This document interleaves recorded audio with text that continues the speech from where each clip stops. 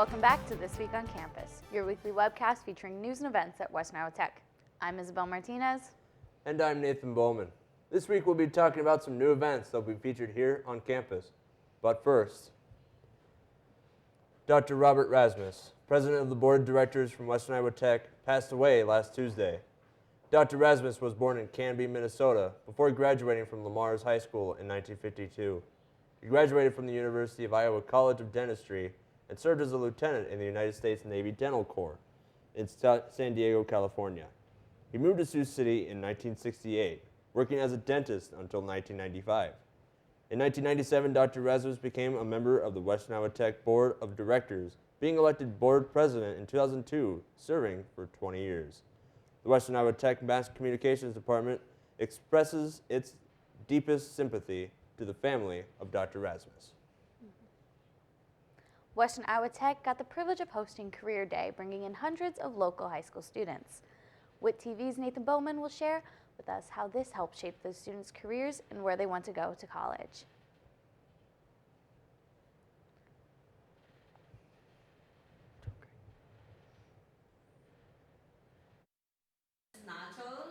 Hundreds of Iowa high school students got to visit Western Iowa Tech to help guide their path for starting a career.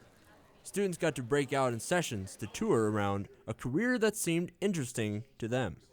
Western Iowa Tech Administrative Assistant of Recruitment, Wendy Gonzalez, says she enjoys seeing the students become interested in different careers. This gives the students a chance to check out programs that are not really familiarized with or spoken. Like a lot of our students are really familiarized with like police science, nursing, but they don't really know much information about mechanical engineering, for example, or our vet assisting programs, or just some of those programs that don't really get that highlight. Parker Paulie was one of these high school students out of Whiting, Iowa. He is excited to move on to college and begin his career path. Yes, I learned a lot about news and stuff, video game design, and the housing and stuff. So in the future, if I come here, I at least know a lot more than what I do. The high school students enjoyed touring the building and visiting programs like truck driving, robotics, and even our own MassComm studio. The students got to finish off their day with a nice lunch from the Overlook Cafe. Nathan Bowman for This Week on Campus.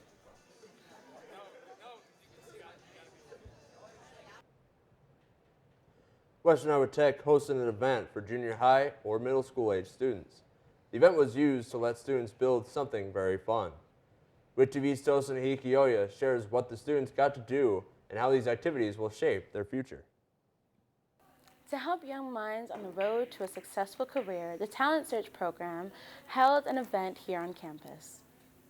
So the Talent Search program is a federally funded program through the Department of Education. So our program serves 18 area school districts. WIT is our host institution. So we are part of the WIT community, but we are funded independently.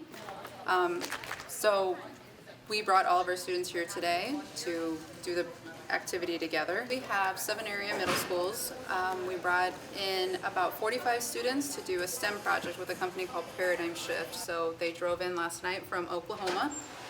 They'll work with our students today to talk to them about STEM activities, how they connect to careers and then majors in college, and then on top of that, they get to build a robot. So our students have spent the last 2 hours trying to build a Jimu robot that ends up being a dragon. It was an interesting event for many of the students in the program. It's interesting because it requires some sort of mechanical experience and some coding experience. And I think in 8th grade there's a coding class. This is the farthest I've got. I've only got the generator put together right now. I think that's what this is. And it was really fun. We hope they continue in this amazing path for their bright and successful careers. This is Tosin Hikioya for This Week on Campus. A virtual reality simulator was in the Duncan Student Center Thursday. Participants were able to ride things like a virtual super swing, hang glide, or feel like they are extreme skateboarders. Chris Coble told us that he enjoys seeing the reactions of people using the simulator. It's becoming a really practical medium in a lot of schools. Like I was at a school yesterday that they have their entire mechanical program using it to learn how to change oil or work on cars. So, you know, it's a cool technology that we're always excited to get out here and share with people. Coble is excited to come back next year to check out with more events like these comes up. You can visit the campus calendar at the Western Iowa Tech website. Every year, Western Iowa Tech accepts donations of clothes from people in the area. They then use these clothes to donate to the students. Students can pick up items like blouses, shoes, and ties. There's even a selection of personal care packages. This was originally going on from Monday and Tuesday, but then they extended it to the rest of the week. I went to this event last year and I got myself a tie, and I went there this year again, and I didn't really find anything to get myself, at least for the shows, or at least for myself, unfortunately. I mean, you know, I'm privileged enough to have, you know, even this blazer provided for me, so it's awesome that we have these kind of opportunities for the students here on campus. And when we come back, we'll share how Western Iowa Tech celebrated Women's History Month with the presentation of woman suffragist Jane Addams. And why it's important for students to learn about the women suffragists. Stay with us.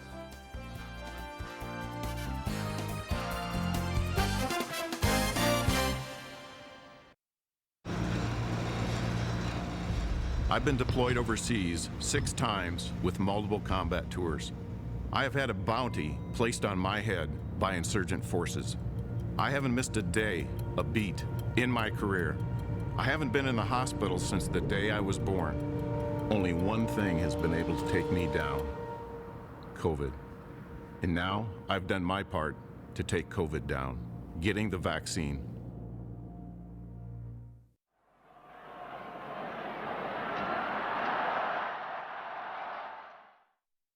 Whitstock is back and better than ever. We know you've missed that pre-pandemic sound, and we've missed it too. That's why WIT TV has decided to give you the Whitstock you knew and combine it with the style of Glow. To kick things off, we have Winter Wayfarer. The Glow alumni return to WIT for a virtual concert experience. Now available at youtube.com/WITTV.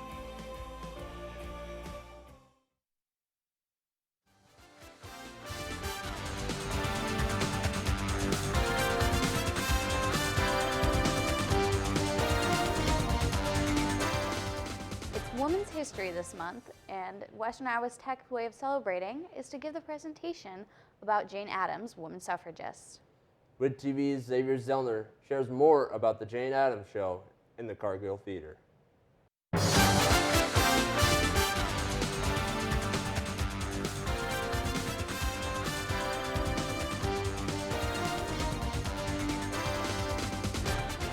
It's Women's History Month this March, and Western Iowa Tech celebrated with a presentation about woman suffragist Jane Addams. WIT TV's Xavier Zellner shares more about the Jane Addams show in the Cargill Theater. We're small in numbers, but the people who are here are the people who need to hear the message today. Welcome. I do not always receive such a welcome. The Mrs. Jane Addams paid us a warm visit in celebration of National Women's History Month. Helen Lewis, a teacher here at Western Iowa Tech, is responsible for the great reenactment. Students and staff got to sit down and adventure into the wonderful world of Miss Addams and ask questions about Hull House. I got a chance to sit down with Mike Brown and ask him how students can spread awareness on women's suffrage. I would say one, too, is you all interviewing and asking questions such as this. Come into all the activities that we have, especially dealing with women's rights, civil rights, Latino, Irish, American, everything, right? As long as you guys are there, you will help us change the wave, because you're going to post this, right? So this is a good thing. So just when you don't think progress is being made, you three are the ones that are kind of pushing the progress, but you may not even know it. You know, so things like this, we could get more students to the events. Sometimes students are just caught up into what's in front of them. But now that I'm older and I have some awesome women in my life, it totally can change you. Helen Lewis and the National Women's History Month event is just the tip of the iceberg. The women of those times came together to bring change and awareness to the misconduct and mistreatment of the women back then, and even still for the women today. Student involvement at these events will not only increase the turnout, but also shine a brighter light and possibly change someone's views. For WIT TV, this is Xavier Zellner.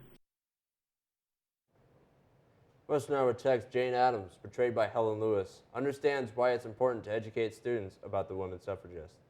WIT TV's Tyler Thompson shares with us how and why Jane Addams is an important figure in women's rights.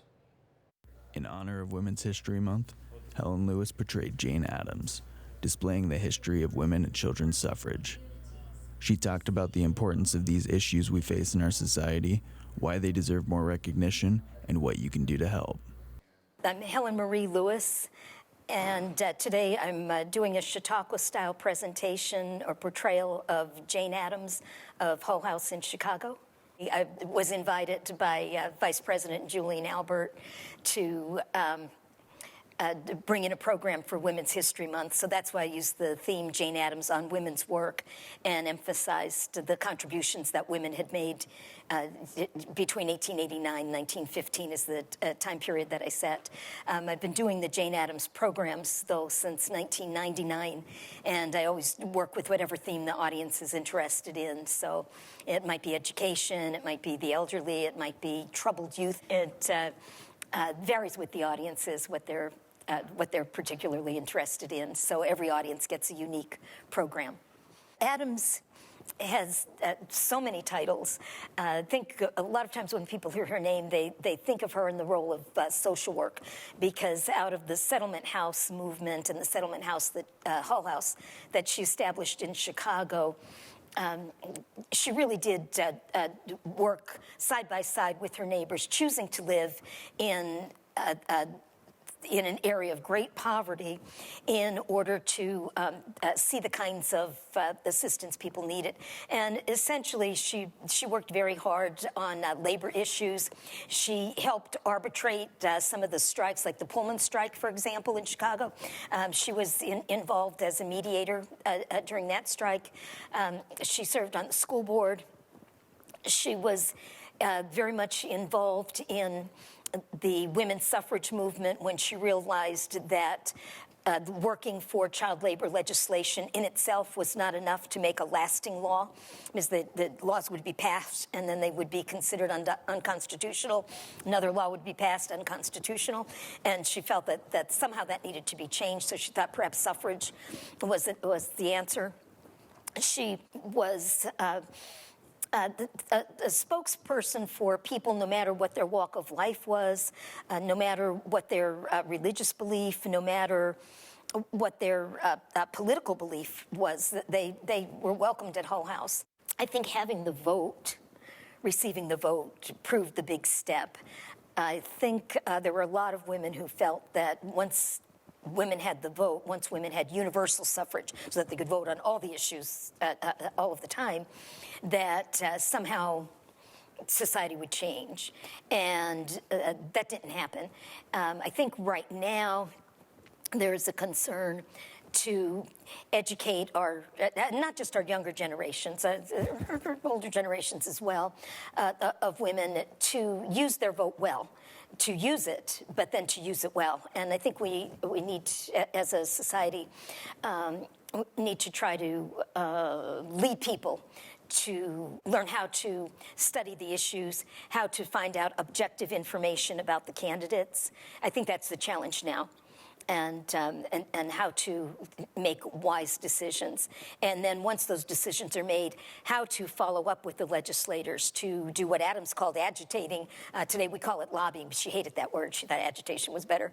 But how we might agitate the legislators in order to make sure that they stay consistent with what they had promised during the elections. Understand that there'll be some adaptations, but people need to learn how to do that. Women need to learn how to do that and take that responsibility. I would like to see more respect for women of all ages. I think instilling respect and nonviolence towards women. I think valuing in the classroom, the women's statement. Still, I notice a lot of us faculty, we try to give equal time, equal attention to the men and women in our classes. But still, globally, there are situations in which sometimes the male students will have more speaking time than the women. Using small group work, collaborative efforts are some of the ways designed to try to make it more possible for women to feel comfortable in the blended situation. I think these kinds of programs, not promoting myself necessarily, but these kinds of programs to educate the population about the contributions that women have made, the challenges that they faced, some that they've overcome, some challenges they didn't overcome, but these are the reasons. I think these kinds of programs can help open people's eyes and say, wow, I didn't know that. I would like people to take away the fact that what Adams was facing in the 1890s, the 19-teens, the 1920s. Now, she died in 1935, but it's more comfortable with the talks to deal with those first few decades of her life. Her health was better then too. But I'd like people to say, oh my gosh, we're still facing this problem today. Adams was very aware that everybody had a different way that they can contribute to these different social improvements, but that everybody should contribute. Everybody should contribute. Helen Lewis reminds us that we must all do our part to overcome these issues. For This Week on Campus, I'm Tyler Thompson. You know, it's just amazing the amount of attentiveness that's taken to have these sorts of resources here on campus. Yeah, that and it's about the history lesson, or the history about it, that I hope gets to stay in, these campuses like that, because it's important to talk about it stuff, because it was part of our history, and it's part of our past and what we used to have happen, I guess. Agreed. And when we come back, we'll show you more of what happened this week. Stay with us.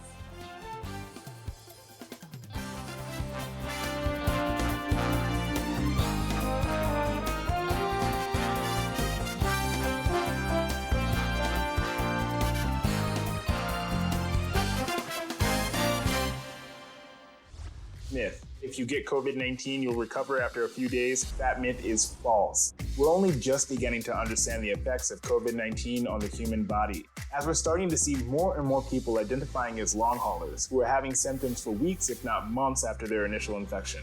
Continue to wear a mask, socially distance, and wash your hands. Together, we can keep COVID out of school. For ways to keep your community safe, go to backtoschooltogether.com.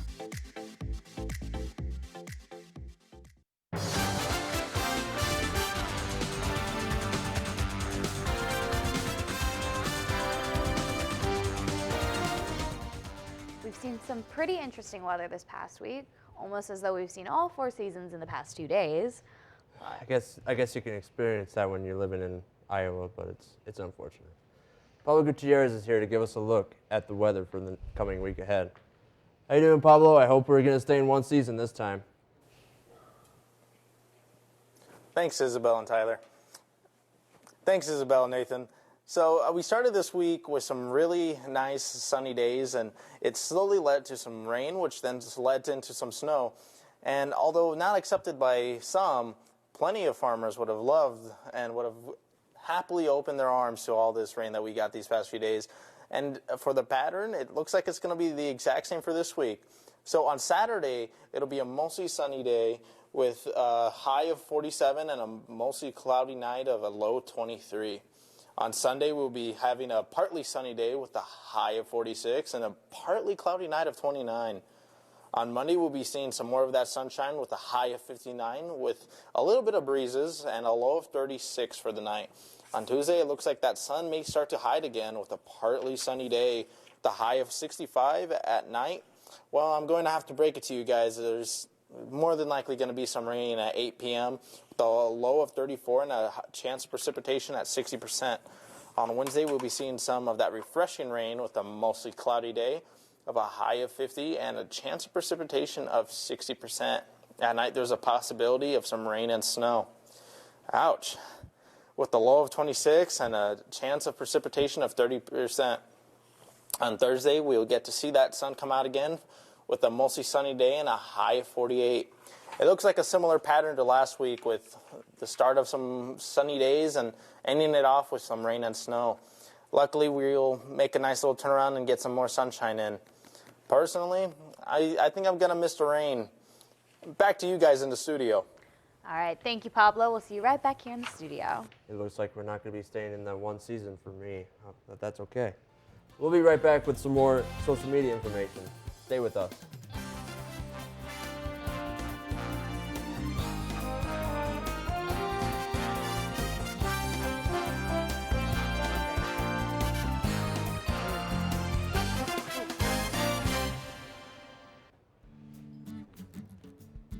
Dude, you do not look ready. I love this ad. I guess you're right. Have you watched the news yet? No. I guess I haven't. That's why you're never ready for the day. You need your morning news. Yeah, I guess as a student, I just don't know what news is relevant to me. Just watch WIT AM Monday through Thursday for your morning news, as well as Twalk every Friday afternoon. Is that better? I think this will work. The day we've all been dreaming of is approaching, when life gets back to normal. But we're not there yet. So please, everybody, do your part. Get vaccinated against COVID-19 as soon as possible, because that's the best way to protect you. Protect them. Protect everybody. It's the best way to get Iowa back to normal. Find a COVID vaccine location near you at vaccinateiowa.gov.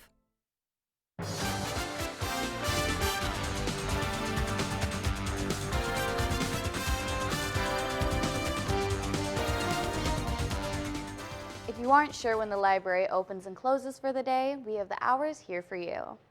Mondays through Wednesdays, it's going to be open from 7:30 a.m. to 9 p.m. Thursdays, they're shaking it up and being open from 7:30 a.m. to 6 p.m. Friday, an even earlier closing with 7:30 a.m. to 5 p.m. Saturdays, they are closed completely, but library chat will still be available. And finally, on Sunday, they're back open for a short period of time between 5 to 9 p.m. Want to stay fit, but you don't want to pay those pesky membership fees? Then head on down to the Dunker Student Center. The Student Center is typically open from 8 a.m. to 8 p.m. on Monday through Friday, and 4 to 8 p.m. on Sunday. If you're wanting to work out on Saturday, you can't because it'll be closed. If you want to talk to anybody about the Student Center, you can contact Mike Brown via an email, or you can send him a text. Have you gotten sick but can't make it to a doctor off campus? Well, the campus clinic is here for you. Western Iowa Tech and Tri-State Nursing offers medical services here on campus for cold, flu, strep throat, STD testing, COVID testing, and so much more. All you have to do is make your way down to room A212 in the Kaiser building between the hours of 8:30 a.m. and 1:30 p.m. All you need to get in is to show them your WIT ID and they'll let you right on in. Do you need to get something off your chest or just want to talk to someone to feel better? Coffee and Connections is a safe place for everyone to talk and relax. Every Wednesday from 2 to 3 p.m. in the library, you can go and chat and have a cup of coffee or even hot chocolate. It takes place in room A422.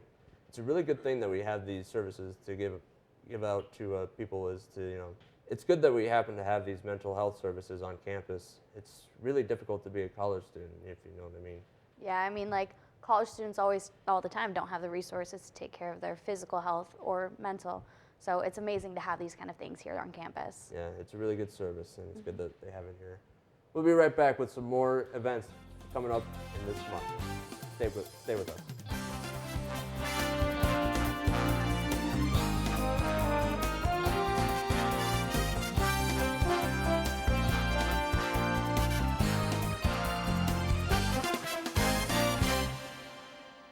Western Iowa Tech's Video and Media Production Program has been awarded an Upper Midwest Emmy Foundation 2019 Student Production Crystal Pillar Award. This award was presented by the National Academy of Television Arts and Sciences for excellence in production. Selfie. Nailed it.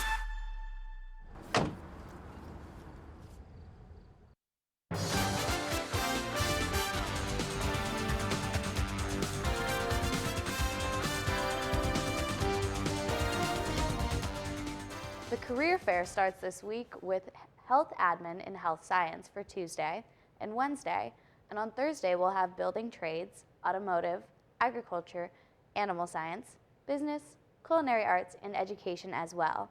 It'll all be located in the entrance 12 hallway on campus.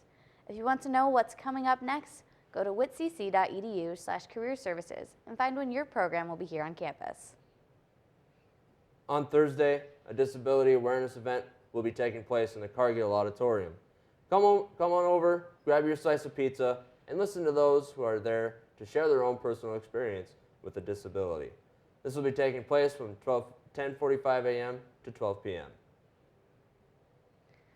Events will be going on housing in early April. Sarah Markworth with WITCC Housing shares more about these events.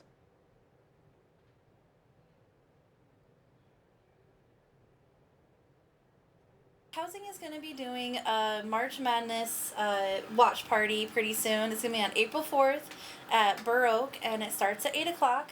What it is a few weeks ago we sent an email to our students to see if they want to participate in a basketball bracket.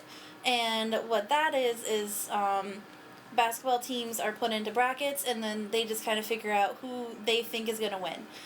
The student that ends up winning will be getting a prize, and we're going to start the watch party on that day, so we'll see who wins. World Table Tennis or Ping Pong Tournament is going to be on April 6th at Prairie Place, and it starts at 7. We're doing 1v1 teams, so it's... Western Iowa Tech is hosting their second annual TEDx event on Tuesday, April 5th. TEDx is just like a regular TED Talk and is lecture-based. However, TEDx is a niche event that has a very strict 100-person audience rule. If you are interested in getting tickets or have any other questions, please contact Western Iowa Tech Library Manager Kendra Bragensky at her email, kendrabragensky@whitcc.edu. It was good to go to this TEDx event. I went to it last year when it happened. It's unbelievable to see it in person after watching it on YouTube for many years. Mm-hmm. You know, it's amazing to have that kind of resource and opportunity here on campus. And more events like that and more information for Western Iowa Tech can be found on their social media pages. You can find them on Facebook, YouTube, Instagram, and Twitter, and be sure to follow for more updates.